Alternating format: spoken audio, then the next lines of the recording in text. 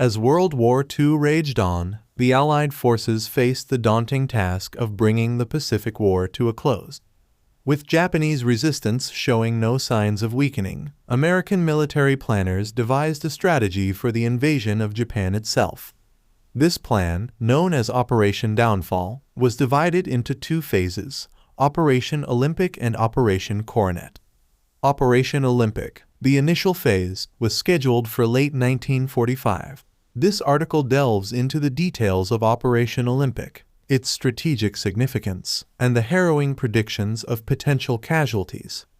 Strategic context: the need for invasion. By mid-1945, the Allies had achieved significant victories in the Pacific, capturing key islands and bringing the fight closer to Japan's home islands. However, Japan's resolve to continue fighting remained unbroken. The successful Allied campaigns, including the capture of Okinawa in June 1945, provided critical bases for launching further operations. The Japanese homeland was heavily fortified, and the prospect of an invasion presented enormous challenges. Operation Downfall. Operation Downfall was the codename for the overall Allied plan to invade Japan. It consisted of two main parts. 1. Operation Olympic, the invasion of the southern Japanese island of Kyushu, planned for November 1, 1945. 2. Operation Coronet, the subsequent invasion of the main island of Honshu, aimed at capturing Tokyo, scheduled for early 1946. Planning Operation Olympic. Objectives. Operation Olympic aimed to establish a foothold on Kyushu, providing a staging area for the eventual invasion of Honshu. By securing Kyushu, the Allies hoped to cut off Japan's southern supply lines, isolate the main islands, and force Japan into surrender. Allied forces. The invasion force for Operation Olympic was to be one of the largest ever assembled. It included 14 U.S. Army and Marine divisions, more than 1,500 ships, including aircraft carriers, battleships, and transport vessels. Over 1,500,000 troops were expected to participate in the initial assault and subsequent operations. Japanese defenses. Japanese preparations for defending their homeland were extensive.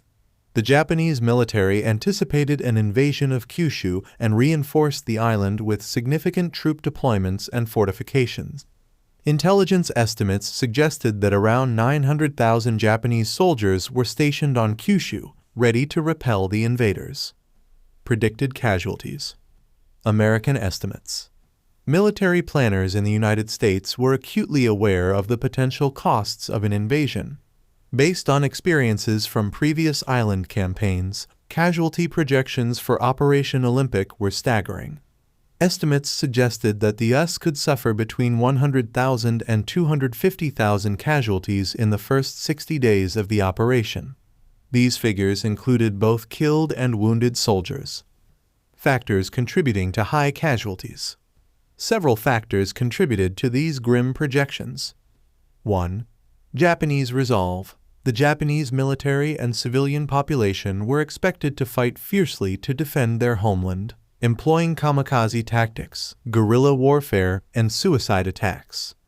2. Fortifications. Kyushu was heavily fortified, with extensive bunkers, artillery positions, and minefields. 3. Terrain. The rugged terrain of Kyushu favored the defenders, making it difficult for the attacking forces to advance. 4. Logistics. Supplying and reinforcing the invading troops would be challenging, further complicating the operation. The atomic bomb and the end of the war. Averting Operation Olympic. As preparations for Operation Olympic continued, a new weapon emerged that would change the course of history. On August 6 and August 9, 1945, the United States dropped atomic bombs on Hiroshima and Nagasaki. The unprecedented destruction and loss of life prompted Japan to surrender on August 15, 1945, effectively ending the war.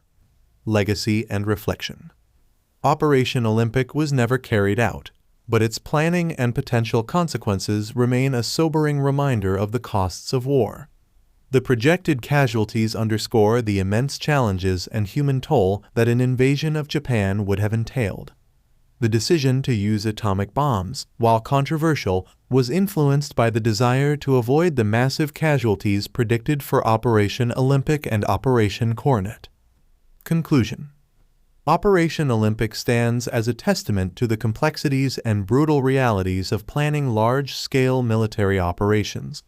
The high casualty projections highlight the extraordinary sacrifices that would have been required to achieve victory in the Pacific. Ultimately, the end of World War II came through a different means, but the story of Operation Olympic serves as a poignant reminder of the human cost of conflict and the desperate measures considered to bring about its resolution.